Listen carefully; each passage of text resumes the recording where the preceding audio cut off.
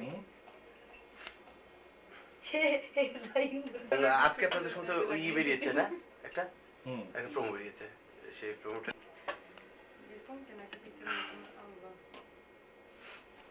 এটা দেখাবো হচ্ছে সময় রবিবার দিন। আসসালামু আলাইকুম। যদিও হ্যাপি নিউ ইয়ার চলে গেছে, তবু সবাইকে জানাচ্ছি হ্যাপি নিউ ইয়ার।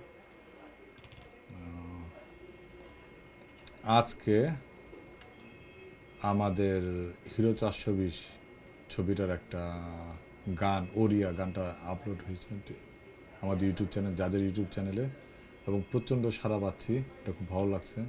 এই জন্য দর্শক, দেশের মানুষ এবং দেশের বাইরে বসে যারা আমাদের এই গানগুলি দেখছি ইউটিউবে, তাদেরকে সবাইকে ধন্যবাদ জানাচ্ছি।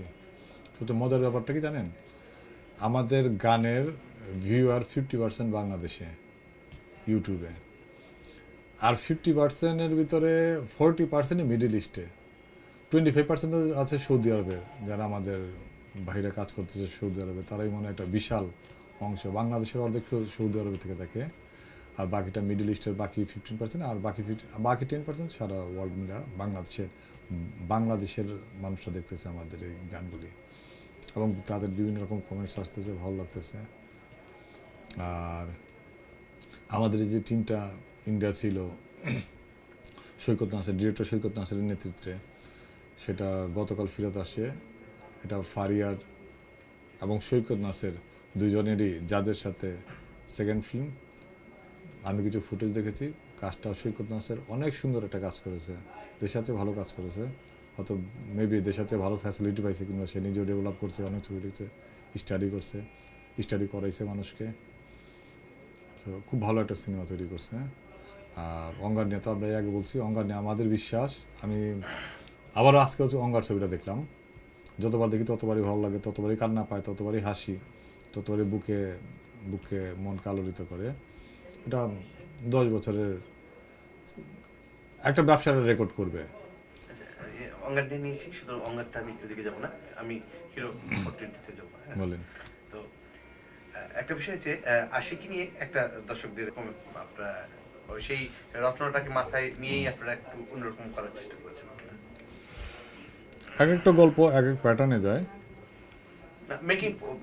মেকিংটা এক একটা, যখন একটা ইন্ডিয়ান ডিরেক্টর থাকে, মেইন যে কোনো একজন রোল প্লে করে। এই ছবিতে মেইন রোলটা, বিশাল একটা রোল প্লে করছে সৈকত নাসের। আমি ছবি যতখানি দেখেছি, পুরোটা দেখিনি, যতখানি দেখেছি আমি, এটা পুরো একটা বাংলাদেশি কালচার পেয়েছি এখানে।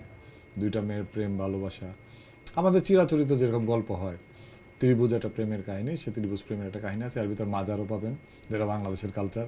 মাজারে যা শপথ আছে, এই জাতীয় কিছু ব্যাপার স্যাপার আছে গল্পটার ভিতরে। গানগুলো একটা ইমাজিনের একটা ব্যাপার।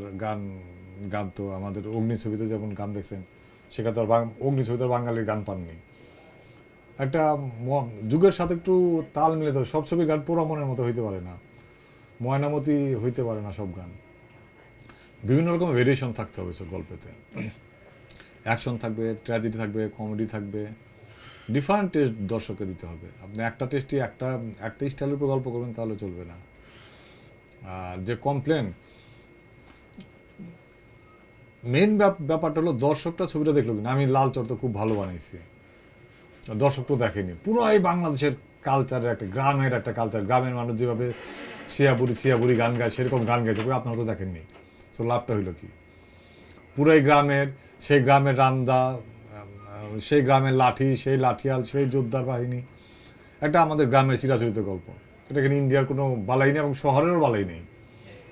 তাদের লাভটা হইলো কি? আপনারা দেখেননি। সো দর্শক যেটা দেখতে চাচ্ছে, আমরা সেটাই দেখাবো দর্শককে। সেইভাবে কে কী আলোচনা করলো আর কি সমালোচনা করলো, এটা জাজ কোনো কেয়ার করে না। আমরা কেয়ার করি দর্শককে। আমার দর্শক একটা লক্ষ্মী, একটা দর্শককে বাঁচিয়ে রাখার জন্য যা করার আমি করবো। আচ্ছা, আমি ওই ডিবেটে যাব না। লাল চরকে কেন আপনি জনপ্রিয় হলো না? আমার কাছে বাংলাদেশের দর্শক যে ছবিটা দেখতে ভালো লাগে, যে ছবিটা দেখতে ভালোবাসে, সেটাই বাংলাদেশের ঘটনা। মানুষ না দেখলে ঘটনা বলে কিছু নাই। দেশের মানুষ, ওকে আশিকি গল্পটা সেরকম ছিল। একটা কি বলে এটারে, একটা শিখ, তার বন্ধু ছিল, সে হিন্দিতে কথা বলবে। এখানে কোনো নেই হিন্দি কথা কিংবা ইংলিশ কথা, কিংবা ফারিয়া একটা সাধারণ একটা মেয়ে থাকে, তাকে নর্মালি চলতে হয়। সে কোনো ইংরেজি কথা বলার খুব একটা সুযোগ এখানে ছিল না তার, সে বলতে পারে না, তাকে নর্মাল শুদ্ধ বাংলায় কথা বলতে হয়েছে। তো সেই দিক দিয়ে আপনার গল্পটাও চিরাচরিত গল্প আমাদের। ঠিক আছে, এখন কথা হচ্ছে যে ওই জর্জ গল্পের কপিরাইট নেই, কপিরাইট কিনে সেটা কেন ডিটেইলস একটু আপনি যদি আমরা একটা ইন্ডিয়ান একটা ছবি থেকে কপিরাইট কিনছি, কপিরাইট কিনে ছবিটা তৈরি করছি। আমাদের যেমন সুপারহিট ছবি বলেন পোড়ামন, সেইটাও কপিরাইট নেওয়া। একমাত্র অন্যরকম ভালোবাসার রং, সেটা একটা মৌলিক গল্প বলা যাবে না, সেটা উপন্যাস থেকে চুরি করা। কাজী আনোয়ার হোসেনের স্বপ্নের ভালোবাসা উপন্যাস থেকে একটা থিমটা নিয়ে গল্পটা তৈরি করা। আর দেশাদা লিডার এবং দবি সাহেবের সংসার আর অগ্নি 2, এই কয়েকটা ছবি শুধু আমাদের মৌলিক গল্প ছিল। আর বাকি সব গল্পই হয় আমাদের, যেমন আমাদের অনেক দামে কেনা চার্লি চ্যাপলিনের সিটি লাইট অবলম্বনে তৈরি করা। কোনো না কোনো আমরা ছায়া নিতেছি কোনো গল্প থেকে, সো আমাদের এখনো কোনো মৌলিক গল্প নেই। কিন্তু এখন হচ্ছে যে আমার পোস্টারগুলো বললাম না, প্রশ্ন করে এবং উত্তর দিয়ে সমালোচনা করে কেউ আমার টাকা দেয় না, লসও করাইতে পারে না। সো তার জন্য আমার ব্যবসার কোনো ইফেক্ট করে না, এই জন্য এটা আমি কান দিচ্ছি না। আমি শুধু সেটাই গুরুত্ব দিচ্ছি আমার ব্যবসাতে কোনটা ইফেক্ট করবে, কোনটাতে আমি টাকা কামাবো, কোনটাতে টাকা কামাবো না। যেটা করলে টাকা কামানো ইজি আসবে, দর্শক আসবে, আমার লক্ষ্যে আসবে, সেটার দিকে আমরা কনসেন্ট্রেশন করতেছি। গল্প নিচ্ছে না, এটা স্বীকার করলেন। হ্যাঁ, এটাতে আপনার বক্তব্য চাইলেন, আমি কিছু বলবো না। হ্যাঁ। দর্শক তো কোনো থাকে এটা না আপনারটাই অনুরোধ করে দিবেন, মানে আমরা একটা মিউচুয়াল জায়গায় রাখছি যেটা আপনি তো ডিরেক্টর না। হ্যাঁ ঠিক আছে, তাহলে ভালো তো, তুমি অনেক হিট হয়ে গেল সাথে সাথে। ভালো এটা আমাদের আমাদের জায়গায় ছিল। ফার্স্টে ওরা খুলে দেয় বলো বাসায় বসে, বুঝি ওনার ব্লগিং করা ছিল, সেই কারণে ওইখান থেকে হ্যাঁ আপনি মেনশনই করা ছিল। ডিরেক্টর কোন দিতে নেবেন? না না স্যার সরি, আমি বাইট দেওয়ার জন্য কথাটা বলা কত সুন্দর লাগবে দুজনের মাঝখানে বসা। আমি একটু আসি, পেট খারাপ করছে। আজকে পেট খারাপ করলে তো গেলে পেট ভালো হয়ে গেছে, চেক দিলে এখনই দিতে পারে, ক্যাশটা জোগাড় করতে আমাদের অবশ্যই কোনো চেক থাকে, ক্যাশ থাকে না। ডিসেম্বরের সময় তো জব ছিল, আমি অবশ্য বাসা থেকে সবসময় বাসায়। আমিও বাসায় থাকি, বন্ধু বাসায় বাসায় থাকি। এন্টারটেইনমেন্ট ফিল্ম আমরা মূলত হচ্ছে আবার যাবো। Okay ready. A20 হচ্ছে টোটাল একটা এন্টারটেইনমেন্ট ফিল্ম। আপনি এখান থেকে লার্নিং প্রসেস বা কিছু নাই, সেটা আপনি জাস্ট হলে ঢুকবেন এন্টারটেইন করার জন্য। 3 ঘন্টা আপনি ফুল টোস এন্টারটেইন করবেন এবং আপনি জাস্ট আনন্দ মনে বেরিয়ে চলে আসবেন। মনে থাকবে আপনার ফিল্মটা, কারণ আনন্দের জন্য। আমাদের দেশে সবচেয়ে মানে বিনোদন দেওয়ার জন্য ফিল্ম খুব কম হয়, এবং এটা হচ্ছে এই জন্য ব্যতিক্রম ফিল্মটা, যেখানে ফুল টোস একটা বিনোদন ফিল্ম। আমাদের হয়তো বা অনেকে দেখা যায় যে আমরা যখন সাহিত্য নিয়ে কাজ করি বা আমরা দেশাদারিটা আমার আগের ফিল্ম যেটা ছিল, ওগুলো একটা মেসেজ ছিল। হ্যাঁ, এখানে মেসেজ খুব পজিটিভ, প্রত্যেকটা ফিল্মের মেসেজ থাকে, but positive, but with full to entertainment. আচ্ছা, আমরা হচ্ছে যে এখানে আমরা শুনতে পাচ্ছি যে ফারিয়া তার একদম অপোজিট একটা ক্যারেক্টার সে হচ্ছে প্লে করছে। তার ক্যারেক্টারটা যদি আমাদেরকে বলে দিতেন কিরকম ওটা, তার জন্য আচ্ছা ওটা তাকে প্রশ্ন করবো। যেটা হচ্ছে ফারিয়ার যে চরিত্র, সে হচ্ছে খুব মধ্যবিত্ত একটা মেয়ে, মধ্যবিত্ত ফ্যামিলির একটা মেয়ে, এবং সে একটা নিডি ফ্যামিলির থেকে আসছে, যার বাবা মা খুব সিক এবং সে মায়ের জন্য কাজ করতে চায়। এটাই একটা ক্যারেক্টার। আমি আর না বলি, দর্শক তাহলে হলে কি দেখবে।